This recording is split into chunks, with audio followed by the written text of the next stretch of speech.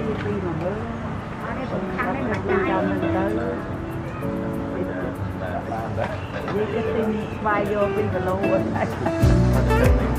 chồng cha tiền vô rồi